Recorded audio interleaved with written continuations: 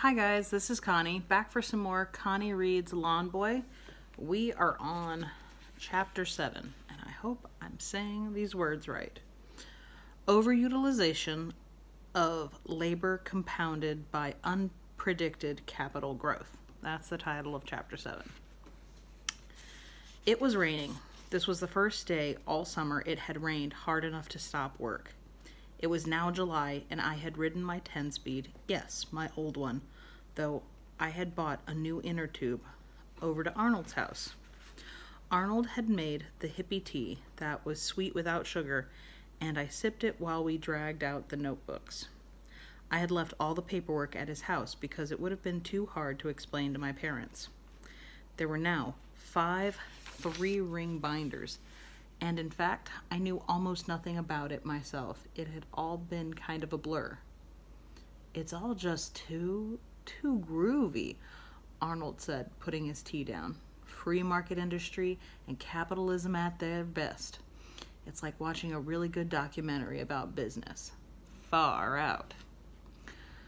I don't know what we're doing, I said. Not a clue, except that we're cutting a lot of grass and I'm not getting much sleep. And this morning, my mother said she was forgetting what I look like. It's lucky we got rain today. We were in Arnold's screened-in porch, and he had spread the notebooks out on a large, round picnic table. It gives us a little time for you to catch up and see the beauty of what you're doing. The rain was hammering down, almost deafening, and I found myself liking it. I used to hate rain in the summer because it ruined vacation time. Now, I thought the rain was beautiful. We'd better start with an overall view of the lawn cutting phase of your operation. Oh yes, I thought, let's start with that, like I knew anything, like I would have an operation with phases. Currently, you have 15 employees. I stared at him. That can't be right. He nodded, smiling. Surprising, isn't it? Technically, I guess Pasquale is more of a partner, and really, they are all partners in a way. They share the income from their work with you, the company head. 15? He nodded again. Now the truth is, they earn their living because you found them work, and that brings up a second consideration of this phase of your operation. 15 people work for me? I wished he would quit talking about my operation and its phases. I was starting to sound like General Motors or something. It was starting to sound like General Motors or something. Yes. And that should lead you to consider your responsibility as a business head. You owe your employees that consideration. Well, sure, if there's 15 people working for me, I should consider them, but I don't know what you mean specifically. Well, think of this. They're seasonal workers. When the cutting is done, they are no longer employed by you. A responsible employer should set aside some of his income, a percentage, to give them a bonus when the season ends to ease their transition into other forms of employment. I should? I mean, yes, I guess I should. How does that work? Well, first, let's look at your personal gross income from lawn cutting, shall we? It's really the only figure that counts for this aspect of your operation. Of course.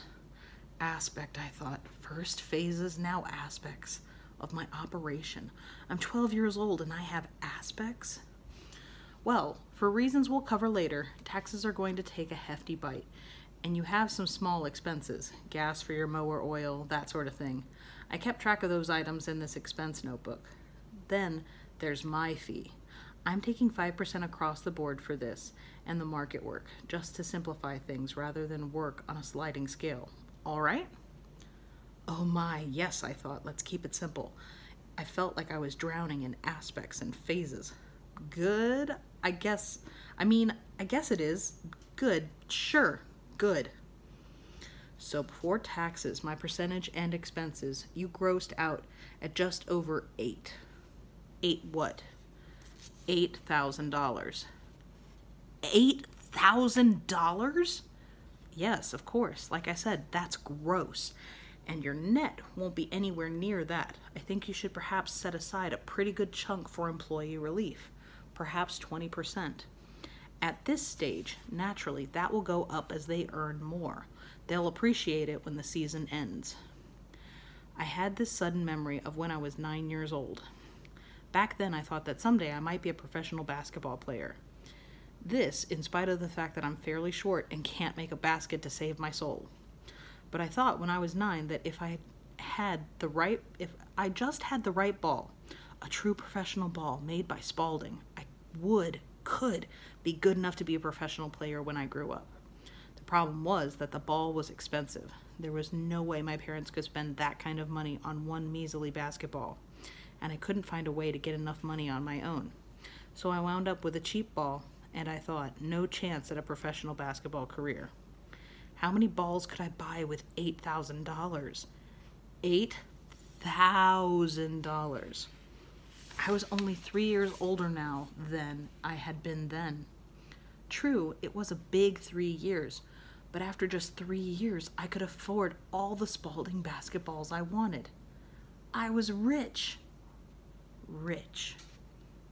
What a strange word that was. It didn't really mean anything in itself. Rich. Short for Richard? Why does rich mean having tons of money? How many Spalding balls could I buy really with $8,000? Say they're $20 each to make it simple. 5 balls for $100, 50 for $1,000, 400. I could buy 400 Spalding basketballs. What do you mean? I suddenly remembered something Arnold had said. You said something about this being a small amount of money. Is that what you said? I don't know what you're used to having, but I can't think of $8,000 as a small amount. Everything, Arnold said, is relative. Taken in the whole scheme of things, $8,000, though significant, is not all that large.